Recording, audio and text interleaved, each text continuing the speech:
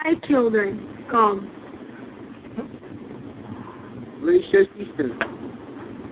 Psyche. What is it, mother? Look at her, mother. Ain't she the most beautiful mortal in earth? Ha! Mortals. Don't look at her. I'm more beautiful than her. And no one in heaven and earth, either in Olympus, can surpass my beauty. But mother, she is the most beautiful mortal I've ever seen. She is the mortal goddess of all beauty. I cannot let this happen. I'm the only one who's beautiful, and my beauty shall reign over. I will make her fall in love with the most vile creature, and someday she will die. Cupid! Cupid! Yes, mother. I have orders for you, my son. Strike that mortal Psyche, fall in love with the most vilest creature. Sorry, mother. I can't. I love her already. I want her to be my wife. Something still bothers me. What is it? It's Psyche. Still doesn't have a man to love for all her life. My love, what you say is true. But I think it is the right time for her to marry someone. Do not worry, my love. I shall consult with the sun god Apollo.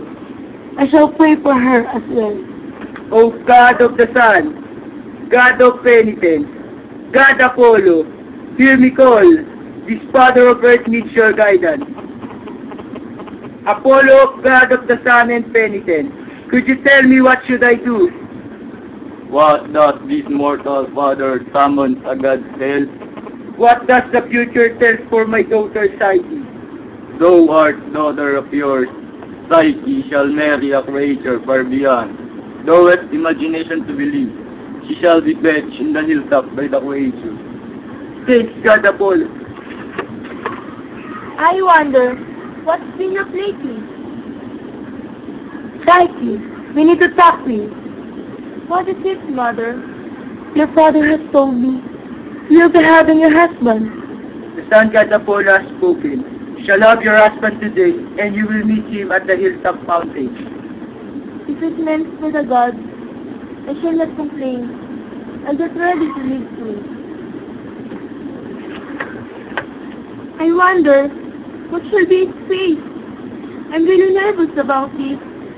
And they said that it will be a creature foul enough to kill me in a blink of an eye. Huh? Where am I? I'm in the castle? And oh, my head hurts after I fainted. I don't remember a thing. What happened to me? Welcome to my palace. You are now my wife from now on. Everything you need will be given by all the servants. And just tell them anything. I shall be talking to you later, and feel at ease. My lady, your dinner is ready. So, you have finished eating. Does it satisfy you? I have some reminders for you to know. Do not light any lamp so you could not see who really I am. Or else, all that you got shall perish and be gone forever. Please trust me. Yes, I will.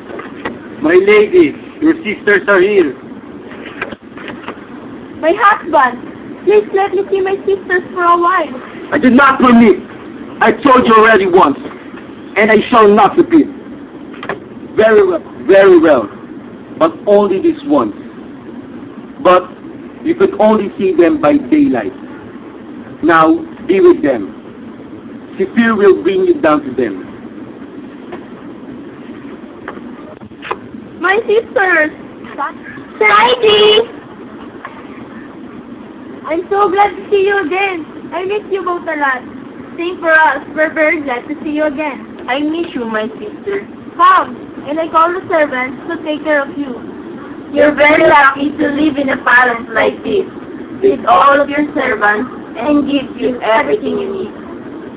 Oh, don't bother on telling the servants anything you need. I'm happier now than ever. Now, tell me, what kind of creature is your husband? My husband? won't let me see his face. What? Really? Maybe he's a monster. That's why he won't let you see his face. I have a plan. What is it? We will be giving you a lamp and a knife. Yes, and enter his chamber and kill him while asleep. Hurry! Get the knife and lamp, my sister. Okay. But he's my husband. Do it, or else one day you will get killed by him. Take this advantage. Yes, take this advantage and kill that monster. Very well. I'll do it. Ah! What is the meaning of this? I can explain. You broke my rules. Now, I will have to leave you. Sis, I can explain. I'm sorry. This only means you can't trust me anymore. Love cannot live without trust.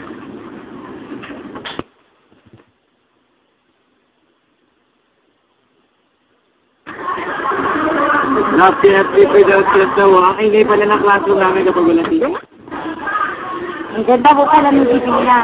Ayun po si Sir Kapar mukhang gago, kinakwentahan po si ang sabi. Tapos ito po si Nikita, yung mga gago kong classmate. Yung napakataba po namin classmate na si Danica po, tangunan niya po. Gago rin po yung si Pulube. Si Gigi po ang laki ng Tapos ito po mabilis ko magsalita. Nakapagsalita po ng 3 miles per hour. Tapos po, wala na pong mata. Si Baby po, kanino lalaki yan. Kaya Kaya mag-comment ko na ako po sa unoo. Yung isa po namin classmate, tanso yung utak. Kawawa naman po. Ito po si Joanna, maraming lalaki yan. Salamat. Go!